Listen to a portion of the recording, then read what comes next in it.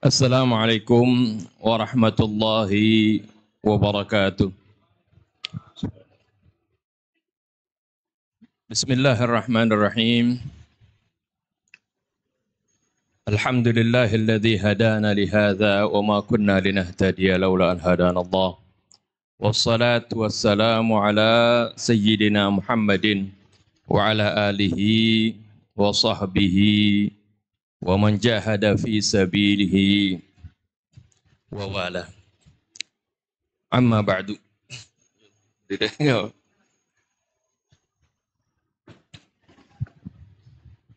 Yang saya hormati pimpinan YPSJ Bapak Ihsan Thalib dan juga Bendahara YPSJ Bapak Ahmad Taufik dan juga Kepala Bagian Pendidikan YPSJ Bapak Oni Kelana serta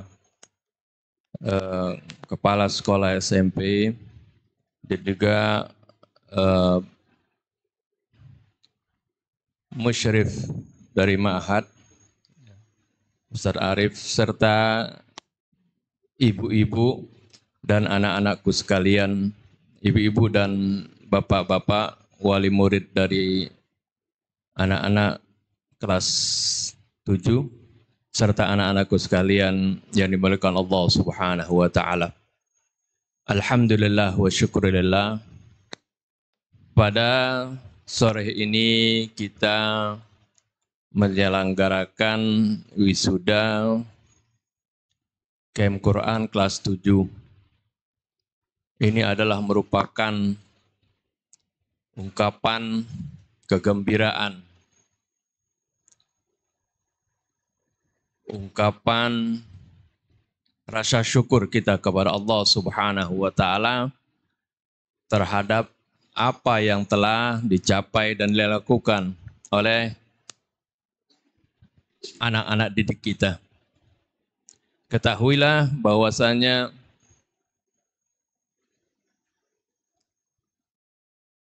kegiatan aktivitas yang paling dimuliakan, yang paling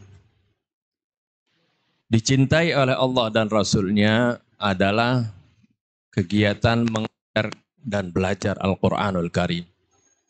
Rasulullah katakan, khairukum man ta'allama al-Quran wa 'allamah. Sebaik-baiknya kalian adalah orang yang mengajarkan Al-Quran, man ta'allama al-Quran, yang belajar Al-Quran, wa 'allamahu, dan yang mengajarkannya. Juga ini belajar dan mengajarkan Al-Quran ini adalah aktivitas yang dilakukan oleh Nabi kita Muhammad sallallahu alaihi wasallam sejak beliau diutus sampai wafatnya.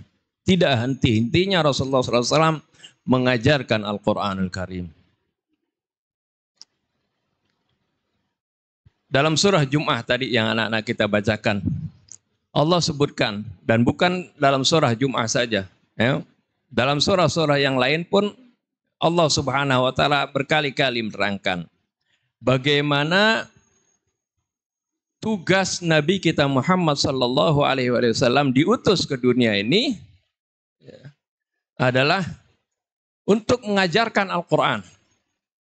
Huwallazi ba'atsa fil ummiyina rasulan minhum yatlu alaihim ayatihi wa yuzakkihim wa yu'allimuhumul kitaba wal hikmah wa in kanu min qablu la fi dhalalin mubin. Dialah yang telah mengutus fil ummiyin, di karangan al-ummiyin, di karangan kaum yang belum pernah mendapatkan kitab suci, arti buta huruf terhadap kitab suci. Atau bangsa Arab, ya, orang Yahudi, kalau orang ahlul kitab kalau menyebut orang-orang Arab itu disebut al-ummiyin. Ya. Sebutan ini sering ya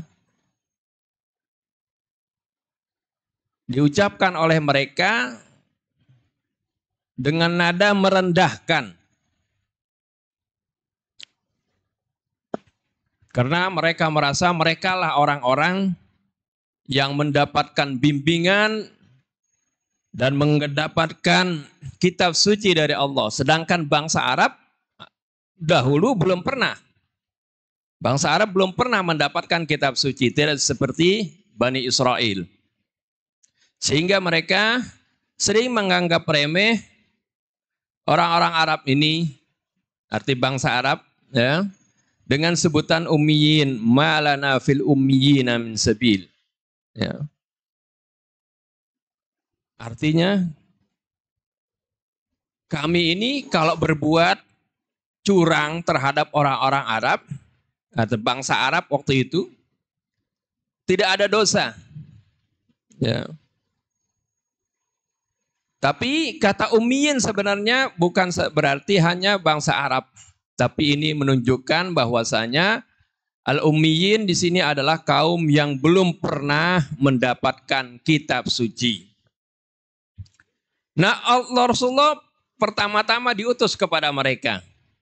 Ya, artinya karena Rasulullah adalah bagian dari bangsa Arab, Rasulullah sallallahu alaihi wasallam pun disebut an-nabiyul ummi, arti yang nabi yang berasal dari bangsa Arab.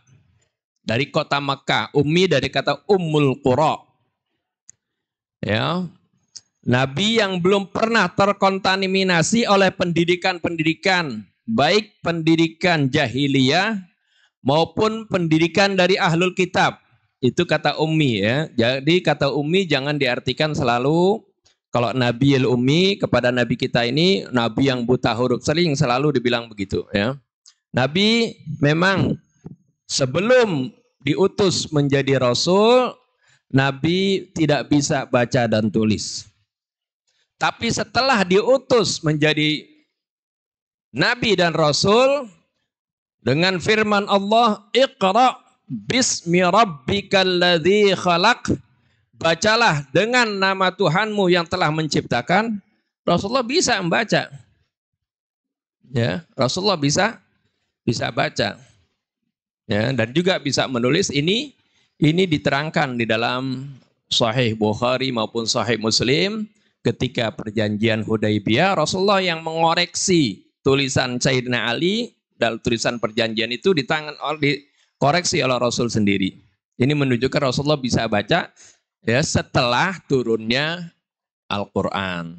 Ya, karena Allah ingin mengutus Nabi kita ini sebelumnya tidak mengerti kitab-kitab suci, tidak bisa baca dan tulis, agar supaya nanti kitab suci Al-Quran jangan dibilang itu buatan Nabi Muhammad. Ya. Tapi setelah dituliskan Al-Quran, Allah lah yang langsung mengajarkan kepada Nabi kita Muhammad SAW bacaan Al-Quran. Ya, walaupun Rasulullah tidak menulis Al-Quran, tapi Rasulullah perintahkan penulisan Al-Quran kepada para sahabatnya, yaitu para juru tulis wahyu. Inilah yang dilakukan oleh Rasulullah SAW. Huwaladzi ba'atsa fil ummiyin. Dialah yang mengutus fil ummiyin. Dalam bangsa Arab ini, bangsa yang asalnya belum mengenal kitab-kitab suci, Rasulan seorang Rasul, Rasulan minhum. Seorang Rasul dari bangsa mereka sendiri. Dari jenis mereka sendiri, arti dari manusia. Rasulullah bukan diutus dari bangsa malaikat, ya, dari bangsa manusia sendiri. Rasulan minhum yatlu alaihim ayatihi, yang mana Rasulullah membacakan kepada mereka ayat-ayatnya. Jadi Rasulullah aktivitasnya selama diutus itu, selama 23 tahun lebih, selalu aktivitasnya membacakan Al-Quran, ngajarin Al-Quran. Yatlu alaihim ayatihi, membacakan Al-Quran. Wa yuzakkihim, dan mensucikan mereka. Arti mensucikan jiwa mereka dari segala kotoran-kotoran syirik, dari segala kotoran-kotoran kibir, dari segala kotoran hasud, riya dan sebagainya. Dididik jiwa mereka dengan Al-Qur'anul Karim. Karena Al-Quran itu adalah sesuatu yang suci. Allah katakan dalam surah Al-Waqi'ah apa?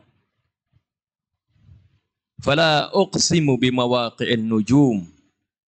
Wa innahu laqasamun law ta'lamuna 'azim. Innahu laqur'anun karim fi kitabim maknun la yamassuhu illal mutahharun. Allah sampai bersumpah, fala uqsimu bimawaqi'in nujum. Sungguh aku bersumpah dengan tata letak bintang. Wa innahu laqasamun law ta'lamuna 'azim. Ini suatu sumpah yang dahsyat kalau kalian mengerti. Dulu orang nggak tahu bagaimana ya tentang tata surya. Tapi kalau orang sekarang lebih paham tentang bagaimana kedahsyatan tata surya ini dan kedahsyatan bintang-bintang di langit. Bagaimana setiap bintang ada porosnya, setiap bintang ada planet-planetnya yang mengitari ya, secara teratur, tidak berbenturan satu sama lain. Terutama sekali ya, yang paling dekat yaitu tata surya kita. Ini tata letak bintang begitu dahsyat. Dan begitu juga ini sumpahnya ini namanya ada qasam ya, ada al-maqsum alaih. Ada sumpah, ada isi sumpahnya. Allah bersumpah dengan tata letak bintang yang maha dahsyat itu. Wa innahu laqasamun law ta'lamuna 'azim, dan sungguhnya ini adalah suatu sumpah yang dahsyat kalau kalian mengerti. Apa isi sumpahnya? Innahu laqur'anun karim.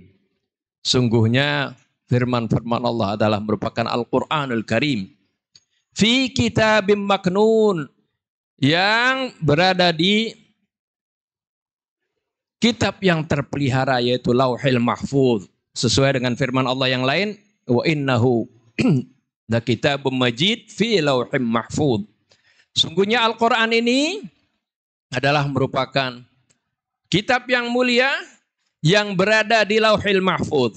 Jadi induk Al-Qur'an berada di Lauhil Mahfuz. Innahu laqur'anun karim fi kitabim maknun la yamassuhu illal mutahharun. Tidak ada yang bersentuhan dengan Al-Qur'an kecuali hamba-hamba Allah yang disucikan. Oleh karena itu, tugas Rasulullah SAW ketika membacakan kepada mereka Al-Quran, Rasulullah pun membersihkan diri mereka, yuzakkihim, mensucikan hati mereka. Karena nggak mungkin hati yang kotor akan berinteraksi dengan Al-Quran, bersentuhan dengan Al-Quran, dibersihkan dulu. Ya, makanya kalau kita ya mau berinteraksi dengan Al-Quran, kita bersihkan dulu hati kita dari segala niatan, ya, niatan-niatan yang selain mengharapkan keridhaan Allah. Kita pasang niat yang baik. Ya, belajar Al-Quran bukan untuk ugal-ugalan, bukan untuk pamer-pameran, tapi untuk kita mendapatkan bimbingan dari Allah Subhanahu wa Ta'ala, untuk mendapatkan keridhaan Allah Subhanahu wa Ta'ala. Ini ya tugas Rasulullah SAW. Jadi membersihkan hati mereka. Sebab kalau hatinya tidak baik, ya dia tidak akan berinteraksi dengan Al-Quran, walaupun Al-Quran itu bisa dihafal, tapi Rasulullah katakan Al-Quran itu hanya ada di otak mereka. Ya, la tujawizu taraqiyahum. Al-Quran tidak melewati kerongkongan mereka. Arti Al-Quran tidak sampai ke dalam hati mereka. Ini kalau hatinya kotor. Kalau hatinya ada kedengkian. Kalau hatinya ada kibir, ada hasud, ada riya, ada syirik seperti itu, nggak mungkin Al-Quran itu akan bersentuhan dengan hatinya. Ini Rasulullah bersihkan hati mereka, uzakkihim, Wa yu'allimuhumul kitaba wal hikmah. Dan Rasulullah mengajarkan kepada mereka yaitu Alkitab, yaitu Al-Quran, wal hikmah. Dan hikmah yang terdapat dalam Al-Quran tersebut. Jadi inilah tugas Rasulullah SAW. Dan inilah ya, yang diajarkan oleh Nabi kita Muhammad SAW. Dan inilah yang digunakan oleh Rasulullah untuk mendidik para sahabatnya. Rasulullah bilang, Allah Subhanahu wa taala berfirman, "Fadzakir bil Qur'ani man yakhafu wa'id." Berikanlah peringatan dengan apa? Bil Qur'an, dengan Al-Qur'an. Man yakhafu wa'id, untuk mereka-mereka yang takut akan ancaman Allah Subhanahu wa taala. Jadi setiap hari ini yang dilakukan aktivitas Nabi kita Muhammad sallallahu alaihi wasallam. Nah, alhamdulillah anak-anak kita ya di Insan Mandiri, di Gembleng, di samping belajar ilmu-ilmu yang lain, itu yang didasari adalah dengan Al-Quran Al-Karim. Dengan adanya Quran Camp ini, saya sangat bersyukur sekali melihat bagaimana perkembangan mereka. Ya, ketika misalnya ikut pengajian di masjid itu oleh Ustaz Husin, diterangkan makna-makna Al-Quran, keluar pertanyaan-pertanyaan yang saya sendiri sering mengajar, terutama sekali mengajar itu tafsir, ngajar kitab-kitab ya seperti itu. Pertanyaan-pertanyaan ini nggak muncul. Kalau pertanyaan-pertanyaan ini tidak muncul kalau mereka nggak baca Quran.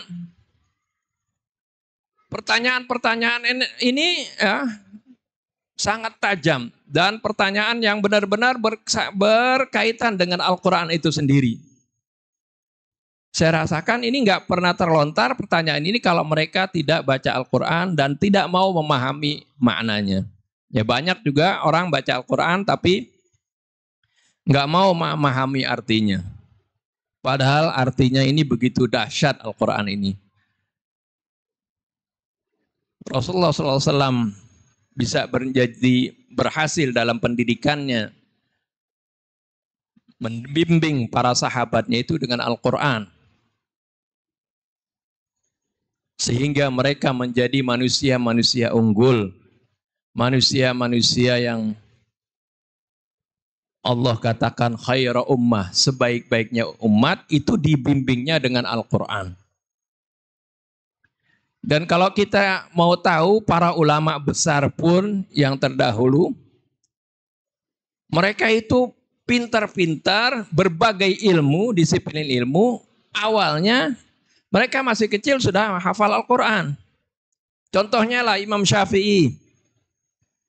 Yang di Indonesia ini mayoritas mazhabnya Syafi'i. Ya.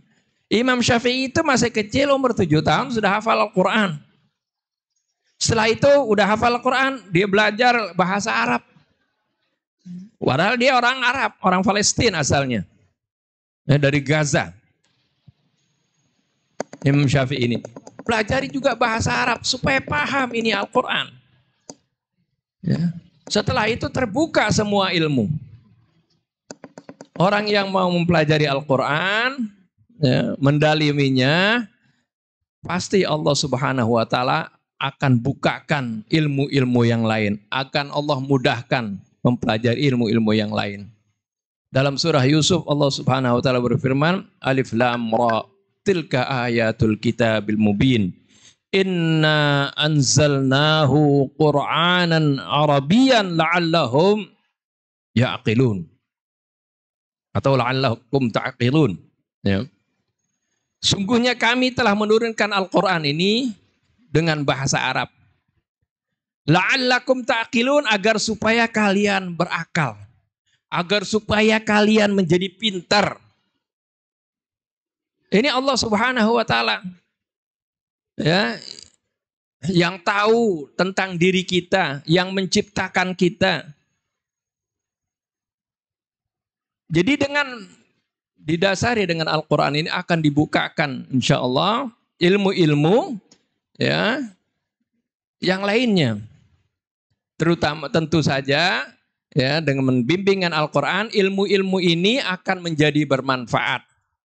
Banyak orang-orang yang tidak pelajari Al-Quran, pandai-pandai, tapi ketika sudah dapat ilmu, ilmunya digunakan untuk hal-hal yang tidak baik.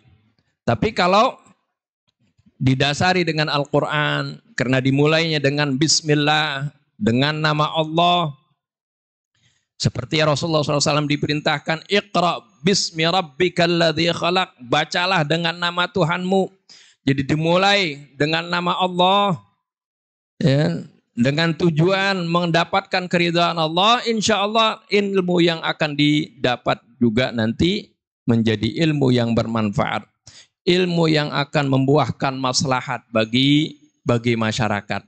Nah ini alhamdulillah di sini ya, di Insan Mandiri ini mereka digembleng dengan tahsinnya, ya, dengan tahfidznya. Kemudian juga nanti ya, ada tamyiz, yaitu tujuannya itu untuk memahami Al-Quran. Ya, ini tahapan-tahapannya, ya, step-stepnya diajarkan di Insan Mandiri ini. Mudah-mudahan ya, dengan upaya kita mendidik anak-anak kita dengan Al-Quran sebagaimana yang Rasulullah SAW lakukan, kita pun mendapatkan ma'unah, mendapatkan pertolongan, bantuan dari Allah Subhanahu wa Ta'ala, ya, di dalam memudahkan kita mendidik mereka menjadi orang-orang yang mulia, yaitu sebaik-baiknya manusia, seperti sabda Nabi, khairukum man ta'allamal Qur'an wa 'allamah. Sebaik-baiknya kalian adalah orang yang belajar Al-Qur'an dan mengajarkannya. Dan ahlul Qur'an juga ini orang yang selalu baca Al-Qur'an, termasuk orang yang diikut sertakan oleh Allah Subhanahu wa Ta'ala di dalam menjaga Al-Qur'an itu sendiri. Firman Allah, inna nahnu nazzalna dzikra wa inna lahu lahafidun. Sungguhnya kamilah yang menurunkan Al-Quran. Allah menyebutkannya kami di sini bukan berarti Allahnya banyak, ya. Tapi kata kami di sini, Allah mengikut sertakan peran hamba-hambanya. Sungguhnya kamilah yang menurunkan Al-Quran. Karena Allah ketika menurunkan Al-Quran, ikut sertakan peran hambanya, yaitu malaikat Jibril. Wa inna lahu lahafidun, dan kami juga yang akan menjaga Al-Quran. Ya, maksudnya Allah menjaga dengan perantaraan, artinya dengan mengikut sertakan peran hamba-hambanya. Yaitu peran hamba-hambanya, yaitu orang-orang yang beriman, yang menghafalkan Al-Quran. Mereka para hufadz Quran, ya, banyak sekali sekarang ini. Sehingga tidak ada satu kata pun, jangankan satu kata, satu huruf pun, kalau ada yang salah dalam Al-Quran, ya, orang nggak lama, mungkin seminggu atau berapa hari orang akan tahu, udah ini ada kesalahan dalam Al-Quran. Ini menunjukkan bagaimana Allah jaga kitab suci ini, ya, dari pemalsuan, dari berbagai tangan kotor manusia yang ingin mencampur, yang ingin memasukkan kepalsuan-kepalsuan dalam Al-Quran. Allah Subhanahu wa Ta'ala jaga, yaitu dengan para hufadz Al-Quran.